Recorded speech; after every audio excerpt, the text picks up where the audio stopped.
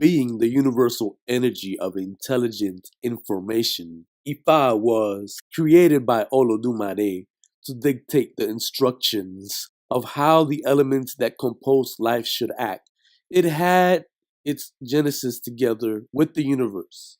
This detail chronologically places it before the time when men divided the universal holistic knowledge into distinct specialties currently recognized as science, religion, politics, culture, and many more. Therefore, to identify Ifa as just a religion would be to mutilate its ray of action in life. Ifa is the all from which the branches of knowledge spring forth. It is the mother cell of wisdom. This means that Ifa could be considered the wise word of the Almighty God. This affirmation could seem contradictory to the belief that has existed for centuries of the Bible being accredited with this title, but this apparent controversy does not really exist. And this is because if Ifa is born with the origin of the universe, and it has been recognized with the title, which is, according to the United Nations, a masterpiece of the oral and intangible, signifying Ifa's existence before the Bible's writings. Most scholars agree that the Bible began to be written at about 1513 BC, and it's believed to have been completed at about 98 AD. To this, we add the fact that writings as a form of communication did not develop before 3000 BC.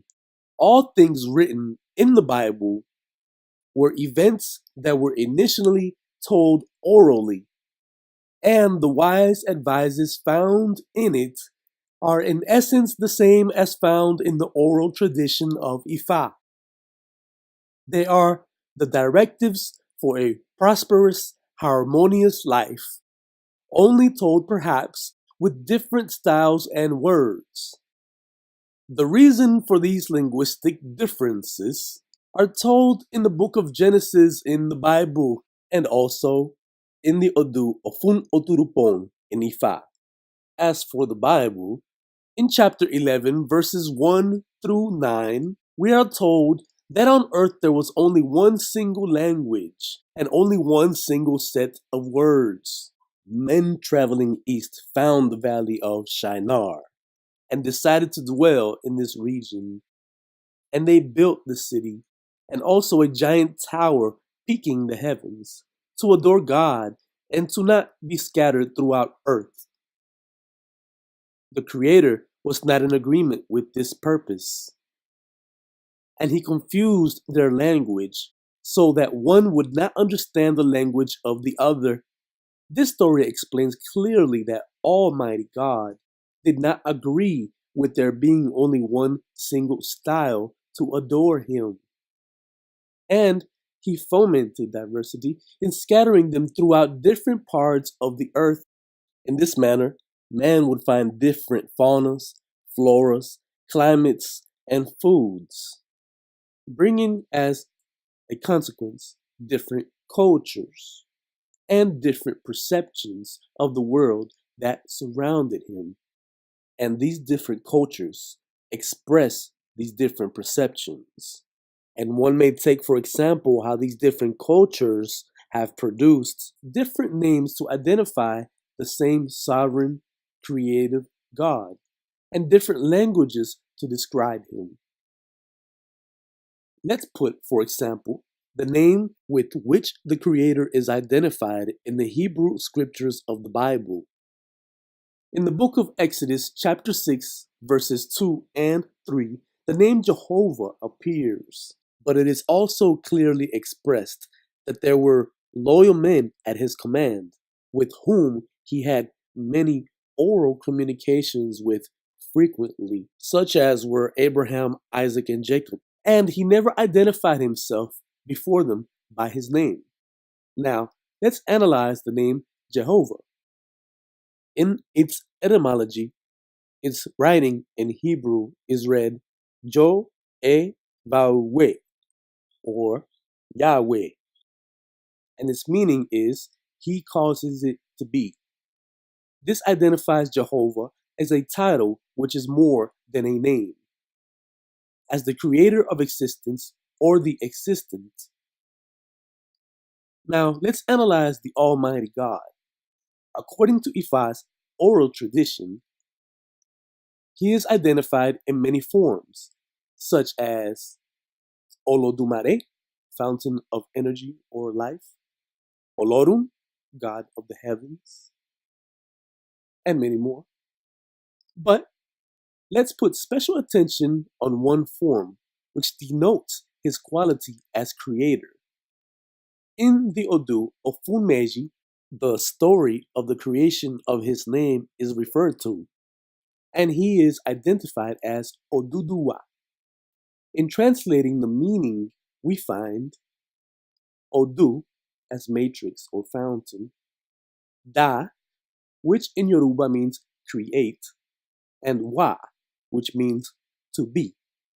That is to say, the matrix which creates or causes to be.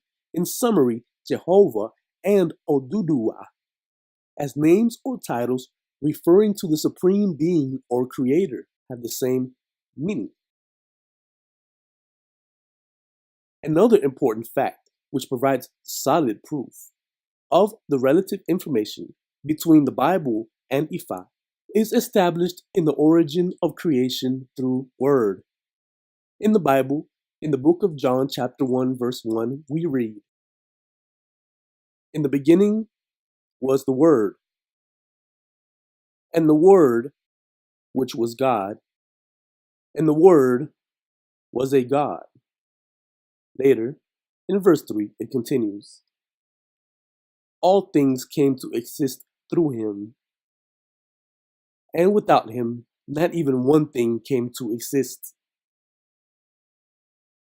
In these words, there is a clear testimony that the Creator used the Word as a basic means of action to create, and this word, or verb, is later identified as the Son of God, or helper, in creating all things.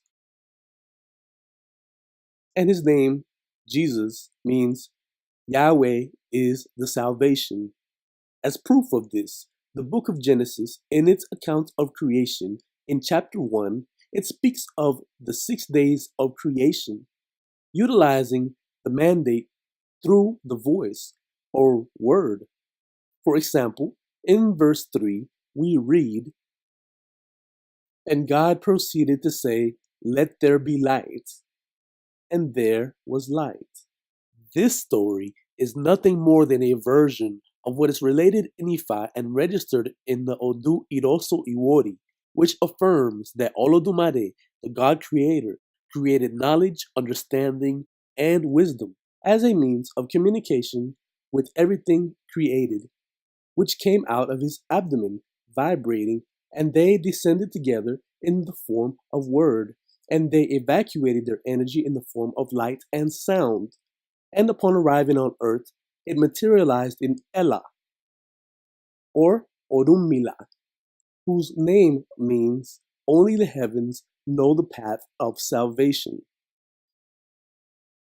Moreover, the sign Babae Yogbe identifies Orunmila as the Eleri Iping, that is to say, witness of creation. Each account in the Bible and Ifa coincide in 4 essential points. First, one God creator of all existent things. 2, the use of the word or information as the basic means of communication with existence. Point number 3, the Son of God as representative of that word or information and as witness or helper of creation. And point number 4, the names Orunmila and Jesus have the same meaning. But if written forms of the word or mandates of God exist, such as the Bible, Quran, Talmud, and the Vedas, among others, Then why does Ifa continue to hold the title of heritage of humanity in its oral and intangible form? Well, be sure not to miss the explanation in our upcoming videos.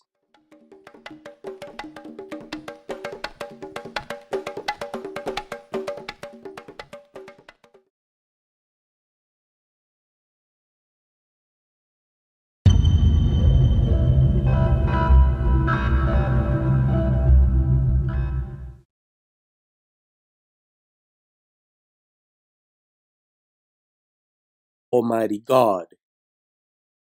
This affirmation could seem contradictory to the belief that has existed for centuries of the Bible being accredited with this title. But this apparent controversy does not really exist. And this is created by Olodumare to dictate the instructions of how the elements that compose life should act.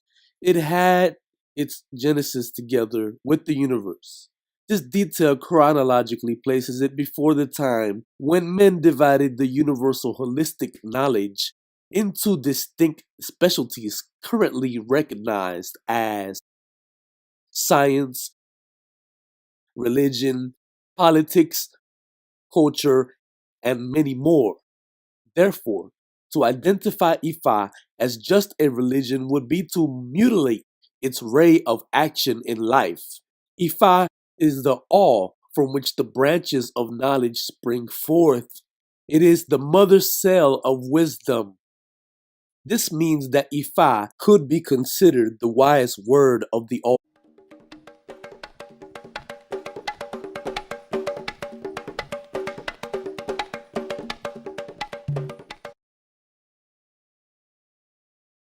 Being the universal energy of intelligent information, Ifa was created